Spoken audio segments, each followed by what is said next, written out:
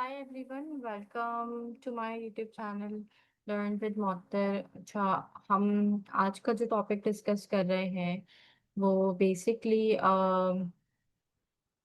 जो हमने last lecture cover किया था जिसमें हम एसपीएसएस पे फ्रीक्वेंसी डिस्ट्रीब्यूशन टेबल, ग्राफ और हिस्टोग्राम की बात कर रहे थे। बेसिकली ये उसी की पीपीटी है और हम इसमें इसको डिस्कस करेंगे।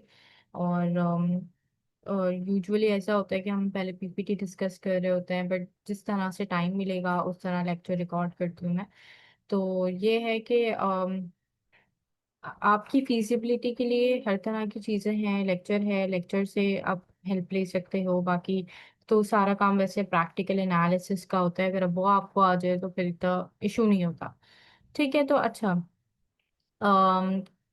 पीपीटी में बेसिकली चीज़ें क्या हैं? Frequency distribution table, graphical representation की बात हो रही है और ट्रांसफॉर्मेशन की बात हो रही है कि किस तरह आप वेरिएबल्स को कैटेगरीज में कैसे बनाते हो। ठीक है, ठीक है जी। अब हम ये बात कर रहे हैं कि organizing and displaying of data. ठीक है, अब रॉ डेटा क्या है? ठीक है, जब फर्स्ट लेक्चर रिकॉर्ड हुआ था आई हैव डिस्कस कि रॉ डेटा क्या होता है। और again I am discussing here कि बेसिकली जो डेटा आपको in the form of figures, in the form of any variable, किसी भी तरह से वो आप कलेक्शन कर रहे होते हो जब, और जब वो डेटा आपके पास कहीं से भी वो किसी ऑर्डर में सेट नहीं हुआ हुआ होता। ठीक है, उस पर कोई काम नहीं हुआ हुआ होता। बस आप गए, आपने डेटा कलेक्ट किया एंड वो कलेक्ट हुआ हुआ डेटा आपके पास आपके ऑन हैंड है। ठीक है, वो आपका रॉ डेटा है। फिर उस पर आप मजीद काम करते हो, उस डेटा को ऑर्गेनाइज करते हो, उसको एसपीएसएस पर पुट करते हो, उसकी एनालिसिस करते हो, उस पे जो है इंटरप्रिटेशन करते हो। ठीक है, अम, और इसी तरह फिर हम ये यहाँ पे ये चीज़ है कि अब जब एनालिसिस आप करेंगे या फिर आप इंटरप्रिटेशन आप करेंगे, तो आप जब करेंगे ना, जब आपको आती होगी, जब आपके पास एक सही डेटा निकल के आएगा। ठीक है, जब आप डेटा को सही से पुट नहीं करेंगे, जब आपको रॉ डेटा पुट करना नहीं आएगा एसपीएसएस के अंदर, तो जब आप उस पर एनालिसिस करोगे तो वो आपको गलत वैल्यूज निकाल के देगा, आपको एरर देगा। ठीक है, तो डेटा समझना उतना ही जरूरी है जितना जरूरी आपको अपना काम जो है ना, आपको अपना रिजल्ट जितना अच्छा चाहिए। तो उसके लिए अच्छी चीजें ये हैं कि आप स्टेप बाय स्टेप कोई स्टेप मिस ना करें, स्टेप बाय स्टेप काम करें। ठीक है, अब हम किस तरह से ऑर्गेनाइज करते हैं, निकल के कैसे आता है? In the form of tables, in the form of graphs. अच्छा जी, फ्रिक्वेंसी टेबल की हमने बात की थी, डेटा पुट करके आई हैव डिस्कस कि इस तरह से आप जाओगे, एनालाइज डिस्क्रिप्टिव स्टैटिस्टिक और पुट करोगे, वेरिएबल शिफ्ट करोगे और आपको निकल के आएगा फ्रिक्वेंसी टेबल।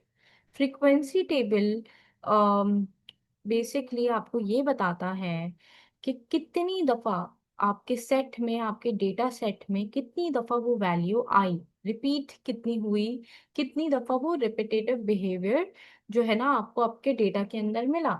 लेट सपोज मैं ये बात करती हूँ कि मैं फॉर एग्जांपल मेरे पास पेशेंट थे, या मैंने उनका डेटा कलेक्ट किया। अब मैं या मैं उनसे हिस्ट्री ले रही थी पेशेंट की। ठीक है, और मैंने उससे पूछा कि आपको ये दर्द था। ठीक है, और मेरे पास 3 पेशेंट हैं और मुझे 3 पेशेंट्स की हिस्ट्री लेनी है, और तीनों ही पेशेंट जो है ना मेरे पास मल्टीपल डिजीजेस के साथ हैं। तो मैं उनसे पूछ रही हूँ, तो उनमें से मुझे 2 लोगों ने ये कहा कि हाँ नहीं था दर्द, लेकिन मुझे किसी एक ने कहा कि दर्द था।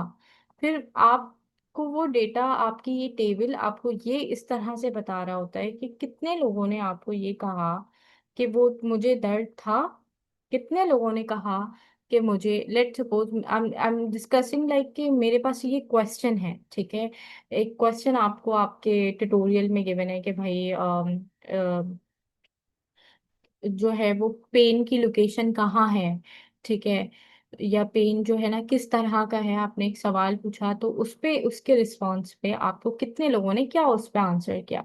तो क्या 4 लोगों ने आपको ये जवाब दिया कि जो है मुझे दर्द है, लेकिन वहीं आपको 5 लोगों ने ये जवाब दिया कि मुझे पेन नहीं हो रहा, लेकिन आपको 8 लोगों ने ये जवाब दिया कि जो है शायद, ठीक है, या फिर इस तरह से। तो ये बेसिकली आपको फ्रिक्वेंसी बता रहा होता है कि कितनी दफा वो, कितने लोग हैं जिन्होंने ये चीज कही।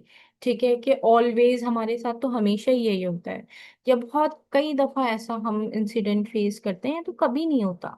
ठीक है, तो बेसिकली फ्रिक्वेंसी टेबल आपको उस चीज की, आपके डेटा सेट की फ्रिक्वेंसी निकाल के दे रहा होता है। ओके जी, ये आ गया। अब यहाँ पे एक एग्जाम्पल गिवन है कि the responses of 20 randomly selected patients for the above questions are as follows। अब ये आपको डेटा इस तरह यहाँ पे गिवन है। ठीक है, हम आज ट्यूटोरियल इसलिए नहीं कर रहे क्योंकि I have discussed the tutorial in the previous lecture, और पूरा वो है आपको अपने समझने के लिए, आप वो पूरी वीडियो देख सकते हो किस तरह से किया हुआ है। हाँ, अदरवाइज मोर देन दैट कोई क्वेरी हो तो यू कैन ईमेल मी, और इधर जो है आप या तो फिर कमेंट सेक्शन में जाके, the comment section is open for the student forum, आप जाके उधर कमेंट्स में जो है वो अपना जो भी आपका क्वेरी है आप लिखो, आई आई विल सी दैट, तो मैं फिर आई मेक श्योर कि कहाँ पे चीज़ें हैं जो कवर करने हैं उसको। राइट, तो अब यहाँ पे आप देखो, यहाँ पे आपको गिवन है फ्यू टाइम्स, 1, ठीक है, 2, और 3। ठीक है, इस तरह से आपको गिवन है। ठीक है, आपने अपने डेटा पुट किया। ठीक है, और आपको ये, आपको फ्रिक्वेंसी टेबल निकाल के बताया कि ये रिस्पॉन्सेस थे और ये इसकी फ्रिक्वेंसी है, कि 2 लोगों ने कहा कि नेवर, होता ही नहीं। 3 लोगों ने कहा कि बहुत कम दफा होता है। 9 लोगों ने कहा कि अक्सर ऐसा होता है हमारे साथ। 6 लोगों ने कहा कि हमेशा ही हमारे साथ ऐसा होता है। और उसकी समराइज करके जो है ना, क्या कहते हैं, टोटल आपको निकाल के दे दिया। फिर अगर वो डिपेंड करता है रिसर्चर के ऊपर और चीजें, कि आपको किस तरह से, तो फ्रिक्वेंसी के साथ क्यूमुलेटिव फ्रिक्वेंसी होती है और भी 2-4 चीजें निकल के आती हैं, लेकिन हम चीजें ये फोकस कर रहे होते हैं जो हमारे काम की होते हैं। ठीक है, अ, अब ये यहाँ पे क्या है, रिलेटिव फ्रिक्वेंसी। ठीक है, अब यहाँ पे आप, अगर रिलेटिव फ्रिक्वेंसी आपको निकालनी है, जो कि प्रोपोर्शन जो है फ्रीक्वेंसी टेबल का कैटेगराइज करती है, बेसिकली रिप्रेजेंट कर रही होती है कि आपको प्रोपोर्शन निकालना है। ठीक है, तो 10 लोग थे जिन्होंने कहा, 2 में से उन्होंने कहा कि नहीं। ठीक है, तो आपने बेसिकली आपने क्या कहा, कि आपने टोटल जो आपके पास 20 लोग थे, और उसमें से जिन्होंने कहा, 2 ने कहा नहीं, तो आपने अपनी जो एब्सोल्यूट फ्रिक्वेंसी थी one for that one variable never, उसको आपने पुट किया एब्सोल्यूट फ्रिक्वेंसी को, और टोटल जो नंबर ऑफ केसेस हैं उसको नीचे आपने रखा, और डिवाइड करके फिर आप जो है ना वो डिवीजन करके 100 से मल्टीप्लाई कर दोगे, तो वो प्रोपोर्शन निकल के आ जाएगी। अच्छा, ये कौन सा तरीका है, मैनुअल। हम तो काम सारा एसपीएसएस पे कर रहे होते हैं, तो एसपीएसएस आपको फ्रिक्वेंसी के साथ प्रोपोर्शन निकाल के देता है, क्यूमुलेटिव फ्रिक्वेंसी निकाल के देता है। ठीक हो गया, this is what, this is, here is cumulative frequency. ठीक हो गया। अब आ जाते हैं graphical presentation of categorical variable. Okay ji.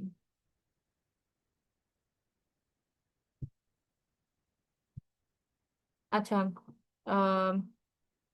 Graphical presentation क्या है, वो चीज जो आपके पास ग्राफ्स की फॉर्म में आ रही है, पाई चार्ट की फॉर्म में निकल के आ रही है, हिस्टोग्राम के फॉर्म के अंदर आपको निकल के आ रही है, वो रिप्रेजेंट क्या कर रही है, बेसिकली एक बार चार्ट है या एक ग्राफ है, उसको रिप्रेजेंट कर रही है। और उस ग्राफ के थ्रू आपको ये पता चल रहा है कि ओ ठीक है, बहुत ज्यादा राइज हो रहा है, बहुत ज्यादा कम है, ये ये वाली क्वांटिटी मेरे पास ज्यादा आई, ये वाले लोगों के रिस्पॉन्सेज ज्यादा थे, ये वाले लोगों के कम थे।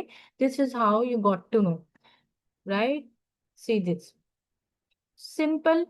ये मेरे पास बार चार्ट गिवन है, ये मेरे पास पाई चार्ट गिवन है। So this is how I got to know. अरे ऑफ्टन जो लोगों ने सबसे बोला, तो सबसे ज्यादा कहने वाले लोग थे, ठीक है। और फिर इस बार चार्ट को फिर आप इंटरप्रिटेट करते हो आगे, राइट। इसी तरह पाई चार्ट है कि भाई इतने परसेंट लोगों का मार्जिन ये था मेरे पास, कि 15% लोग ये थे, 10% जो है ना वो नेवर वाले थे, 30% लोगों ने बोला ऑफ्टन, और 45 ने बोला ऑफ्टन, और 30% ने बोला always. Like this is how, ठीक है। इसी तरह हिस्टोग्राम भी होता है आगे। अच्छा ये वो है कि आपको डेटा कैसे पुट करना है, ठीक है। आप गए अपनी एसपीएसएस की शीट खोली आपने, और आपने लिखा, अपना वेरिएबल जनरेट किया, और उसमें आपने जो है ना फिर वैल्यूज में जाके आपने पुट किया। जैसे क्वेश्चन था वन फॉर नेवर, ठीक है, नेवर था, फ्यू टाइम्स था, ऑफ्टन था, ऑलवेज, ये सारी चीजें लिखी हुई थी ना। तो हम वैल्यूज के अंदर गए और हमने वहाँ वैल्यूज को जो है ना कोडिंग की, one for never, two for few times, और थ्री फॉर ऑफ्टन, और four for always. And then फिर हम जो है क्या कहते हैं, हमने अपना डेटा पुट किया, उसको जो है आप गए एनालाइज, डिस्क्रिप्टिव, स्टैटिस्टिक, फ्रिक्वेंसी में गए, वेरिएबल शिफ्ट किया, और आपने डिस्प्ले फ्रिक्वेंसी टेबल पे क्लिक किया और ओके किया, तो आपको जो नेक्स्ट जो उसकी आउटपुट शीट निकल के आती है, तो वो कुछ जो है ना वो इस तरह से आती है। ये आउटपुट शीट आपकी निकल के आ गई, ठीक है। और आपके पास आप फ्रिक्वेंसीज आपको पता चल गई, आपको प्रोपोर्शन पता चल गया, आपको क्यूमुलेटिव फ्रिक्वेंसी पता चल गई, ठीक है जी। इसी तरह आप जो है ना, आपको बार चार्ट निकालना है, तो आप गए एनालाइज, डिस्क्रिप्टिव, फ्रिक्वेंसी, आपने वेरिएबल को शिफ्ट किया, स्विच किया, चार्ट्स पे आप गए, और फिर वहां पे आपको ऑप्शन गिवन होता है कि बार चार्ट आपने निकालना है, आपने पाई चार्ट निकालना है, आपने हिस्टोग्राम निकालना है, और साथ में फ्रीक्वेंसीज के साथ चाहिए, परसेंटेजेस के साथ चाहिए, किस तरह से आपको चाहिए। आपने कंटिन्यू किया, ओके किया, आपको जो है वो मिल जाता है, ठीक है। फिर नेक्स्ट, अच्छा आपको ये जो निकल के आ गई चीजें, ठीक है, ग्राफ आपका निकल के आ गया, अब ग्राफ की इंटरप्रिटेशन करना, ठीक है, इट्स अ गेम, राइट। इसको जो है ना बहुत अच्छे से प्रेजेंट करना, और इसमें आपके वोकैब और चीजें, और अगर आप सिंपल तरीके से भी कर रहे हो, दो चार लाइनों में भी, तो बहुत अच्छे से प्रेजेंट करना होता है, ठीक है, ताकि आई कैची आपके वर्ड्स हो, एक्टिव लिसनिंग बने, राइट। तो अब यहाँ पे किस तरह से लिखा हुआ है कि the above bar diagram showing frequencies of the responses of patients regarding interest, ठीक है। लेट सपोज मेरा क्वेश्चन क्या था, ठीक है। अब यहाँ पे क्या लिखा हुआ है कि the patient regarding interest in daily routine, we can see that majority of the patients often feel lack of interest in their daily activities। अब आपको ये समझना है कि पहली चीज, आपसे क्वेश्चन क्या किया गया। मुझसे कहा गया कि पेशेंट को जो है वो कहाँ दर्द था, ठीक है। और या फिर पेशेंट को जो है वो मुझसे कहा गया कि वो किस तरह का दर्द उठ रहा था मरीजों को ड्यूरिंग कोविड, ठीक है। क्यों इतनी ज्यादा सांस लेने में परेशानी हो रही थी। लेट सपोज हम एक क्वेश्चन जनरेट करते हैं, ठीक है, और मैंने उस मल्टीपल्स लोगों से सवाल किए, और मुझे उसका जवाब मिला, ठीक है। और क्या सांस की वजह से हो रहा था, मैंने सवाल पूछा, और मुझे उसका रिस्पांस मिल गया। अब जो मैंने सवाल पूछा और मुझे उसका जो रिस्पांस मिला, मैंने उसी रिस्पांस को अपनी इंटरप्रिटेशन के अंदर ऐड करना है, ठीक है। तो मैंने लिखा कि जो बार डायग्राम मेरे पास है वो फ्रीक्वेंसी शो कर रहा है, और वो रिस्पॉन्सेज दिखा रहा है कि जो अब नेक्स्ट यहाँ पे वो रिस्पॉन्सेज दिखा रहा है पेशेंट। अब रिगार्डिंग, अब आपने यहाँ अपना क्वेश्चन पुट करना है, जो क्वेश्चन आपसे पूछा गया था उसका यहाँ आंसर पुट करना है, कि मेरे पास जो है ना, जिन लोगों को कोविड के अंदर सबसे ज्यादा जो है ना मसला हुआ, वो सांस का मसला सबसे ज्यादा हुआ, ठीक है।